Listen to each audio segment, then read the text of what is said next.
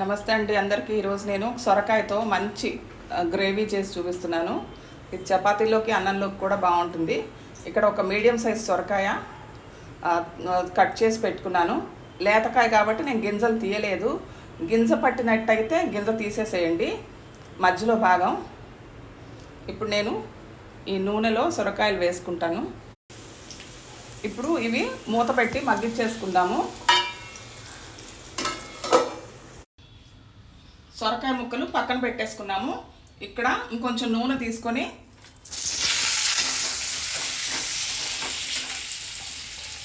రెండు medium size ఉల్లిపాయలు సన్నగా కట్ చేసుకొని వేసుకుందాం.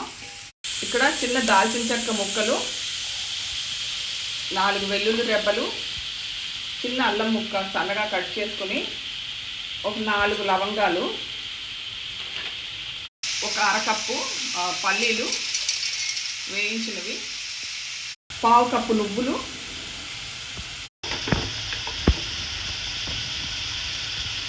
కొంచెం ఉప్పు వేసుకొని మగ్గబెడితే తొందరగా అయిపోతుంది. కొంచెం పసుపు. ఇంకా తొందరగా కావాలంటే ఉల్లిపాయలు ఒక బాణట్లో, సొరకాయలు ఇంకో బాణట్లో పడేయచ్చు, తొందరగా అయిపోతుంది. 1/2 కప్పు ఎండు కొబ్బరి పొడి. ఇది ఒకసారి గ్రైండ్ చేసుకుని నీళ్లు పోసుకొని మళ్ళీ గ్రైండ్ చేసుకుందాం. కొంచెం జీలకర్ర, 2 పచ్చిమిర్చి వేసుకుందాము. ఉల్లిపాయలు సాఫ్ట్గా అయిపోయాయి.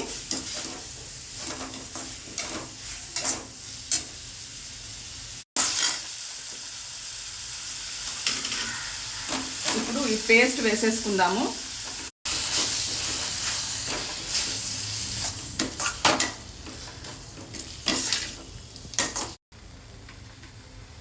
కొంచెం కారం వేసుకుందాం.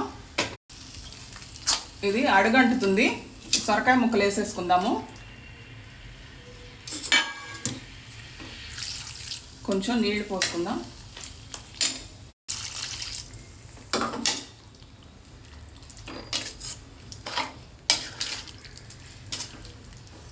అన్నీ కలిసి ఉడికేదాకా 10 నిమిషాల పాటు ఉడికించుకుందాము, మధ్య మధ్యలో కలుపుకుంటూ, లేకపోతే మాడిపోతుంది.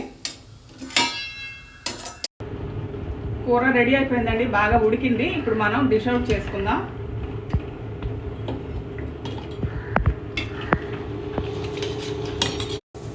చాలా కమ్మగా ఉండే కూర రెడీ అయిపోయింది. ఇది సొరకాయతో చేశారంటే ఎవ్వరు నమ్మరు. ఒకసారి చేసి చూడండి.